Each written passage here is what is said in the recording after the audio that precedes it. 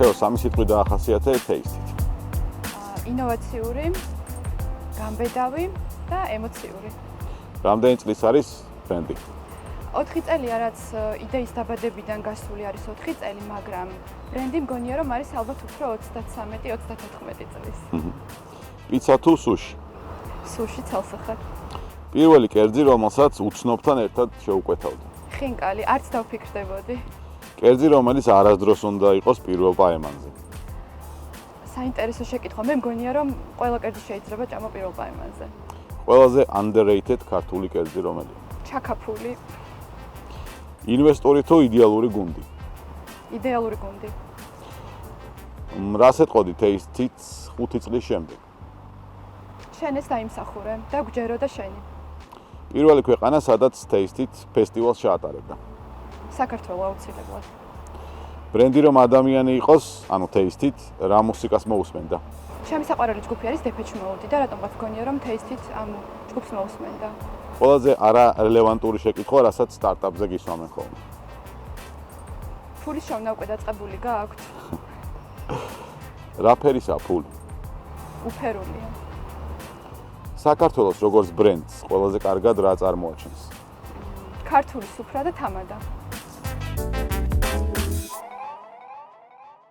ტეისტით ხშირად საუბრობს ემოციურ გამოცდილებაზე. მე მაინტერესებს როგორ ქმნით ამ ბრენდის ენას და ტონს. პირველ რიგში მინდა აღნიშნო, რომ ბრენდის ენის შექმნის პროცესი და ზოგადად ბრენდის მშენებლობის პროცესი არის ძალიან საინტერესო და ამავდროულად რთული. ზოგადად ჩვენი კომპანიისთვის და თითოეული გუნდის წევრისთვის ძალიან მნიშვნელოვანი ღირებულება არის ადამიანი და შესაბამისად მომხმარებელი. და მაქსიმალურად ვცდილობთ, რომ ჩვენი ბრენდის საკომუნიკაციო ენა ახლოს იყოს ჩვენი პირდაპირ სამიზნე აუდიტორის სამეთყველო ენასთან. მაქსიმალურად ვცდილობთ გავითვალისწინოთ მათი ემოციური მდგომარეობა და შესაბამისად დაველაპარაკოთ. პროცესი, როგორც აღნიშნე, არ არის მარტივი, თუმცა არის ძალიან საინტერესო და რაც ყველაზე მნიშვნელოვანია, ყოველთვის ვუსმენთ ჩვენს მომხმარებელს და არასდროს არ ვთაკილობთ, ასე ვთქვათ, მათგან შენიშვნებს და ასე შემდეგ და ხო, ანუ ეგ უნდა მეკითხა პრინციპში შემდეგი კითხვა იყო, რომ მომხმარებლის უკავშირი რამდენად ეხმარებათ, თუნდაც ამ ბრენდის ენის ჩამოყალიბებაში, რაღაც ტონის შერჩევაში, რაღაცა იდეების გენერირებაში, ანუ გასაგებია რომ გეგმა გაქვთ, გასაგებია რომ მიყვებით ამ ყველაფერს, მაგრამ აი უკავშირს როგორ იღებთ ხოლმე? რა პროდუქტია ის თქვენთვის, ასე ვთქვათ, რა მასალაა პროდუქტისთვის? შემიძლია ვთქვა, რომ მომხმარების უკავშირი არის ყველაზე მთავარი და მნიშვნელოვანი, რაც გვეხმარება აპლიკაციის განვითარებაში. ცხადია მნიშვნელოვანია იმ მენტორების რჩევები, რომლებიც ყავდა აქსელერაციის სხვადასხვა პროგრამაში, მაგრამ ყველაზე ღირებული მაინც არის მომხმარებლის რჩევა და უკავშირი, რადგან სწორედ მათთვის ვქმნით ჩვენ აპლიკაციას და შემიძლია ვთქვა, რომ ამ 4 წლის განმავლობაში, რაც იდეა დაიბადა და ნელ-ნელა განვითარდა ჩვენი ბრენდი, გადამწყვეტი განვითარების პროცესში იყო ზუსტად მომხმარებლის უკავშირი. ბევრი რამ შევცვალეთ. აპლიკაციის მთავარი იდეა რაც არის, რომ საჭმელი აკავშირებს ადამიანებს, ცხადია რჩება, თუმცა იმის გარდა რა ფუნქციებიც დავაშენეთ, რეალურად ნაკარნახები იყო გარკვეულწილად სწორედ მომხმარებლის უკავშირიდან გამომდინარე.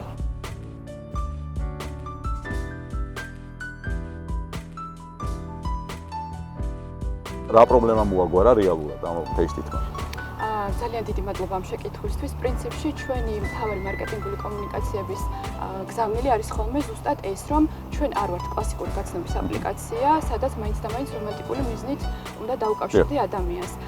ჩვენ რეალურად ვართ უფრო მეტი ვიდრე სოციალური ქსელი. კი ვამბობთ, რომ ვართ პირველი სოციალური ქსელი, რომელიც საჭმელად აკავშირებს ადამიანებს, მაგრამ გვინდა რომ ეს ყველაფერი გადაიქცეს ერთგვარ გლობალურ მოძრაობად და ახსნი რას გულისხმობ ამაში.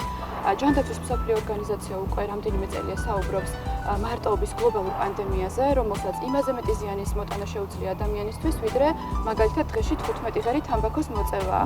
ეს იწვევს მარტოობის შეგრძნება, შფოთვას, დეპრესიას და მენტალურ ჯანმრთელობას აყენებს ძალიან დიდ ზიანს. ჩვენ ტეისტით აპლიკაციით გვინდა ადამიანებს ვუთხრათ, რომ ეს არის სივრცე, სადაც შეგიძლია გაიცნო ადამიანი ყოველგვარი დაძაბულობის გარეშე, ყოველგვარი რომანტიკული ჩარჩოების გარეშე, უბრალოდ დაუკავშირდე ამ ადამიანებს და თავი აღარ იგრძნო მარტო. ჩვენი მთავარი მიზანი ეს არის, რომ ადამიანებს დავეხმაროთ ამ მარტოობის განცდის დამარცხებაში და აქ მინდა კიდე აღნიშნო ყველაზე დიდი უარყოფითი ნიშანი, რაც აქვს გაცნობის აპლიკაციებს, არის უარყოფის შეგრძნება, რაც ასევე პირდაპირ კავშირშია თვითშეფასების დაქვეითებასთან და მენტალურ ჯანმრთელობასთან და თეისტიჩი არ გექნება ეს შეგრძნება, იმიტომ რომ ეს არ არის პაემანი, უბრალოდ ეს არის შეხვედრა ჭამის მეგობართან და არ გიწევს ფიქრი, რა ჩავიცვა, ვაიმე ნეტად მოვეწონები, მხოლოდ უნდა იფიქრო იმაზე, რა ვჭამო. რა ვჭამოთ ერთად, ვიღაცას რაღაც კონკრეტული არ მოწონს, სხვას მოეწონება და ასე შემდეგ.